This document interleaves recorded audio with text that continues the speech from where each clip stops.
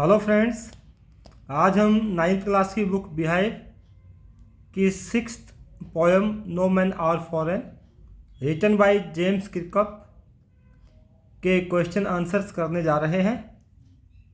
अगर आपको इस पोएम की फुल एक्सप्लेनेशन देखनी है तो आप डिस्क्रिप्शन बॉक्स में दिए गए लिंक पर क्लिक करके ऐसा कर सकते हैं। आइए करते हैं इस पोएम के question answers. What is the main theme or message of the poem No Men Are Foreign? No Men Are Foreign poem का मैसेज, इसका संदेश या थीम आपको बतानी है कि इस पोएम की थीम या मैसेज क्या है। The poem gives a strong message to stop all wars and to create a feeling of brotherhood। Poem एक स्ट्रॉन्ग मैसेज देती है वॉर्स को स्टॉप करने का, कि हमें युद्ध स्टॉप करने चाहिए और एक ऐसी फीलिंग क्रिएट करनी चाहिए जिससे ब्रदरहुड की बात हमारे मन में आए कि हम सब भाई बहनों की तरह हैं। The theme of the poem is the oneness of Mankind. जो मानव है उसकी वननेस का, एकता का मैसेज ये पोएम देती है। It deals with the supremacy of love, unity and friendship. ये पोएम लव, यूनिटी और फ्रेंडशिप की सुपरमेसी की बात करती है। The poet wants that there should be no differences on the basis of caste, creed और कलर एट्सेट्रा। पोएट चाहता है कि किसी भी प्रकार का जो अंतर है, डिफरेंसेस हैं, वो जाति के, क्रीड, धर्म के या फिर कलर के बेस पे नहीं होना चाहिए। There should be peace that brings prosperity. Point कहता है कि शांति होनी चाहिए क्योंकि शांति खुशहाली लेकर के आती है। बीनीथ ऑल यूनिफॉर्म्स आ सिंगल बॉडी ब्रीथ एक्सप्लेन। इस लाइन को आपने एक्सप्लेन करना है कि इस लाइन का क्या अर्थ है। The poet is speaking about the dresses that आर्मीज of different countries wear. Poet इस लाइन में बात कर रहा है डिफरेंट कंट्रीज की आर्मी की, कि वे किस प्रकार की ड्रेस पहनते हैं। सबकी ड्रेसेज अलग अलग होती है, यूनिफॉर्म अलग होती है।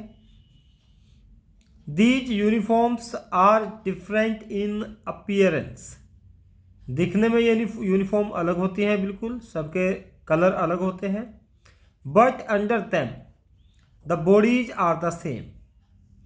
लेकिन उनके नीचे जो बॉडी है, जो शरीर है, वो सबका एक जैसा है। The poet wants to convey that। Poet क्या कन्वे करना चाहता है। We can be different surfacely, कि हम ऊपरी तौर पर अलग हो सकते हैं, but we all are same in the eye of God. लेकिन भगवान की नज़र में हम सब एक जैसे हैं, हम सब एक समान हैं।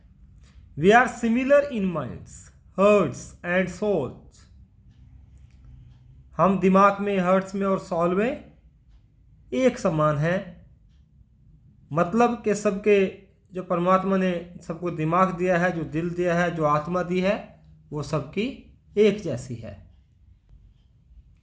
इन which we all shall lie explain. ये एक लाइन है आपकी पोएम की नो मैन आर फॉरेन की। तो इस लाइन को एक्सप्लेन करना है कि इस लाइन का क्या मीनिंग है। What is the meaning of this line.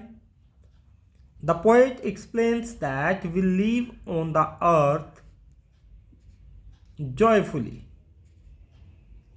Point explain करता है कि हम इस धरती पर जॉयफुली प्रसन्नता से रहते हैं। After death one would be buried, और जब किसी की मृत्यु हो जाती है तो उसको दबा दिया जाता है। इन द सेम अर्थ, इसी अर्थ में उसे मिला दिया जाता है, इसी में उसे दबा दिया जाता है। Here lie means to be buried in the ground. जो इस लाइन में लाई वर्ड है उसका अर्थ है कि ग्राउंड में दबा देना। This is to highlight that all of us have to meet the same fate. इस पंक्ति में यह हाईलाइट किया गया है कि हम सब का जो भाग्य है, जो हम सब का फ्यूचर है, वो सेम है, अर्थात हम सबको इसी धरती में मिल जाना है। So there is no point in hating one another. इसलिए कोई ऐसा बिंदु ही नहीं है, कोई पॉइंट ही नहीं है कि हम एक दूसरे से हेट करें। नेक्स्ट क्वेश्चन देखिए, whenever we are told to hate our brothers.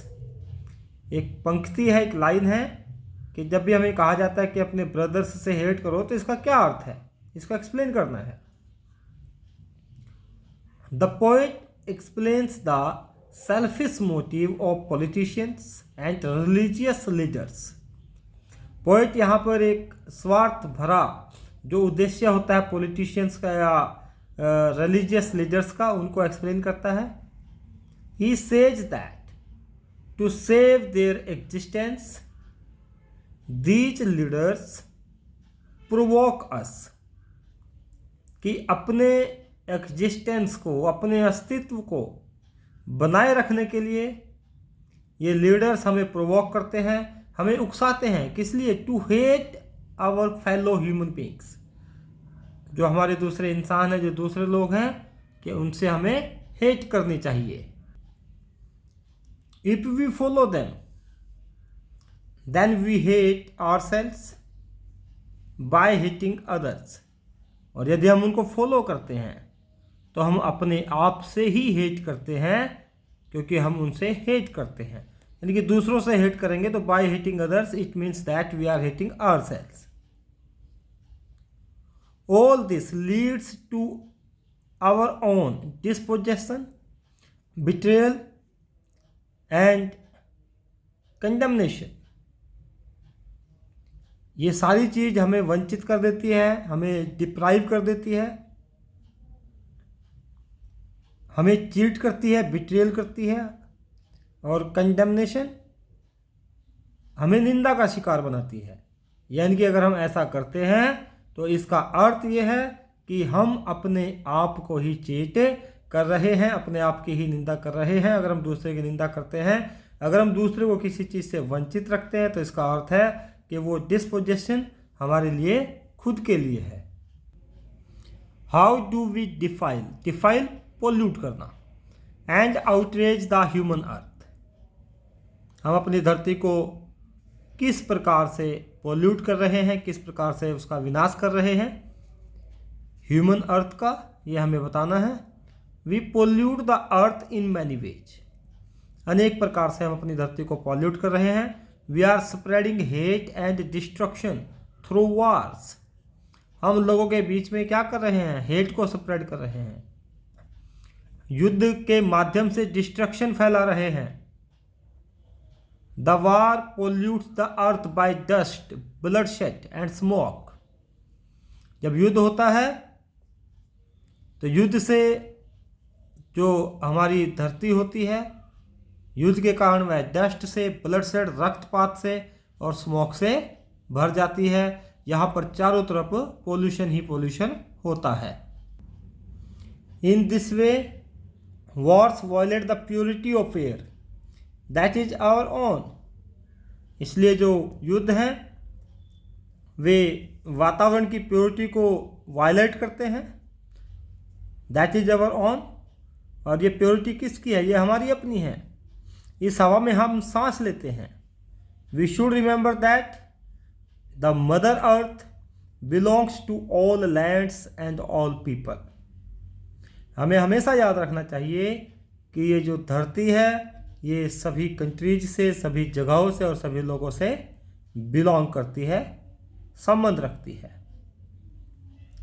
What does the poet mean when he says, remember, no men are strange, no country is foreign? क्या अर्थ है पोइट का ऐसा कहने का जब पोइट कहता है कि कोई भी स्ट्रेंज नहीं है, अननोन नहीं है और कोई भी कंट्री फॉरेन नहीं है? The poet wants to justify that people living in different countries are same. Poet justify करना चाहता है कि जो डिफरेंट कंट्रीज में लोग रहते हैं वे सेम हैं, एक जैसे हैं। He says that every single body breathes and functions in the same way as ours. वह कहना चाहता है कि कोई भी बॉडी है, कोई भी शरीर है, वह उसी प्रकार से सांस लेता है और उसी प्रकार से उसकी बॉडी फंक्शन करती है जैसे कि हमारी बॉडी करती है। We all use the sun, air and water. हम सब क्या यूज करते हैं? हम सन, एयर, वाटर ये सब यूज करते हैं। ऐसा कोई नहीं है जो इन्हें यूज ना करता हो और या फिर गॉड ने किसी के साथ कम ज़्यादा का भेदभाव किया हो। We work in the same way.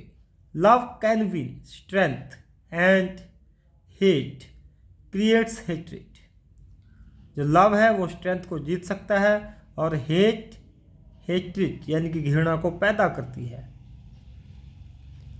So we should not consider others strange, इसलिए हमें दूसरों को स्ट्रेंज नहीं समझना चाहिए या फॉरनर्स नहीं समझना चाहिए। Because we all are same, क्योंकि हम सब एक जैसे हैं, इसलिए हमें किसी के साथ भी किसी प्रकार का डिस्क्रिमिनेट नहीं करना चाहिए। Why does the poet call harvests peaceful and war as winter? Poet harvests को पीसफुल और वॉर की कंपैरिजन विंटर के साथ क्यों करता है ये बताना है। Here harvests are called peaceful because they bring happiness and prosperity. हार्वेस्ट्स को पीसफुल इसलिए कहा है क्योंकि वे हैप्पीनेस और प्रोस्पेरिटी, खुशियाँ और खुशहाल वातावरण प्रदान करती हैं। Crops can be grown in peaceful times only, और जो फसलें हैं वे केवल शांति के समय ही उगाई जा सकती हैं। On the other hand, war is like the harsh winter that ruins and destroys the crops and starves people. जो विंटर सीजन में फसलें कम होती हैं, सर्दी की मार उनके ऊपर पड़ती है, इसी प्रकार से युद्ध में भी होता है। जब युद्ध होता है तो लोग भूखमरी का शिकार होते हैं। इसीलिए कहा है कि war is like the harsh winter, कि वॉर जो है, युद्ध जो है वो हार्श विंटर की तरह है, जो क्या करती है, जो तबाह कर देती है और फसलों को डिस्ट्रॉय कर देती है, एंड स्टार्व्स पीपल, और इसकी वजह से लोग भूखे मरते हैं। War destroys everything and forces people to face hunger, poverty and disease. जो युद्ध है वो सब कुछ तबाह कर देता है और युद्ध लोगों को फोर्स करता है, मजबूर करता है क्या फेस करने के लिए? उनको भूखमरी, गरीबी और रोगों का सामना करना पड़ता है। What do you understand by hells of fire and dust? Hells of fire and dust से आप क्या समझते हैं? Bombs and other weapons of war create fire and dust. जो बॉम्ब्स होते हैं, एटम बम या दूसरे युद्ध के वेपन्स, वो फायर और डस्ट क्रिएट करते हैं। This war is described as hells of fire and dust. यही युद्ध या इसी युद्ध को डिस्क्राइब किया गया है हेल्स ऑफ फायर और डस्ट की तरह। Because fire and dust destroy the purity of air, क्योंकि जो फायर होती है, आग जब लगती है या डस्ट उठती है तो वो एयर की प्योरिटी को डिस्ट्रॉय कर देती है। We breathe and depend upon the air for survival. हम सब जीने के लिए हवा के ऊपर ही डिपेंड हैं और इसी से हम सांस लेते हैं। तो हेल्स ऑफ फायर एंड डस्ट वो एटमॉस्फेयर को दूषित करती है, इसलिए ही पोएट ने कहा है कि युद्धों से बचना चाहिए। War is the enemy of our environment. How? युद्ध जो है हमारे पर्यावरण का शत्रु है, दुश्मन है। कैसे? When we use dreadful weapons against others in a war, जब हम युद्ध में दूसरों के अगेंस्ट बहुत ही भयंकर वेपन्स यूज करते हैं, we pollute our environment, हम अपना एनवायरनमेंट को पॉल्यूट करते हैं। और कैसे करते हैं? With the dust and smoke. Dust और स्मोक से धूल, गर्द, गुबार उठता है, धुआं उठता है, आग लगती है, लाशें, ब्लड शेड होता है, यानी कि रक्तपात होता है। तो इस प्रकार से हम अपने एनवायरनमेंट को दूषित करते हैं। We pollute the air we breathe, हम उस हवा को दूषित करते हैं जिससे हम सांस लेते हैं। अगर अभी तक आपने चैनल को सब्सक्राइब नहीं किया है, चैनल को सब्सक्राइब कर दें, वीडियो को लाइक करना, शेयर करना मत भूलिए। आइए करते हैं आखिरी last question. How can we recognise and understand common life in every land? हम कैसे पहचान सकते हैं या समझ सकते हैं कि हर कंट्री में, हर जगह एक चीज़ कॉमन है और वह है कॉमन लाइफ। लाइफ हमारा कॉमन है। All human beings are woven in the garland of humanity. जितने भी इंसान हैं वे मानवता की गारलैंड में, माला में गुथे हुए हैं, बुने हुए हैं, यानी कि सब एक दूसरे से जुड़े हुए हैं। If our vision is not polluted by narrow ideas, यदि जो हमारा विजन है, जो हमारा दृष्टिकोण है, वह संकीर्ण, नैरो आइडियाज, संकीर्ण विचारधारा, संकीर्ण विचारों से पोल्यूटेड नहीं है, दूषित नहीं है, यानी कि हमारी सोच छोटी नहीं है, we can recognise that we all share common life. तब हम पहचान सकते हैं कि हम सब एक ही लाइफ शेयर कर रहे हैं, हम सबका जीवन एक जैसा ही है। All are brought up in the same way, सभी का पालन पोषण एक ही प्रकार से होता है। We love, hate, wake and sleep in the same manner, हम एक ही तरीके से प्यार करते हैं, हेट करते हैं, जागते हैं या सोते हैं। So understand the common thing of life, इसलिए जीवन की जो कॉमन थिंग है उसको समझें and live a peaceful life, और एक पीसफुल लाइफ, एक शांतिपूर्ण जीवन जिए। आई होप आपको सभी क्वेश्चन आंसर समझ में आ गए होंगे। अगर चैनल को आपने सब्सक्राइब नहीं किया तो सब्सक्राइब कर दें, रेड बेल आइकन को जरूर प्रेस करें ताकि आने वाले वीडियोज़ के नोटिफिकेशन आपको मिलते रहें। वीडियो को शेयर अवश्य करें और लाइक भी करें। Thank you, have a nice time.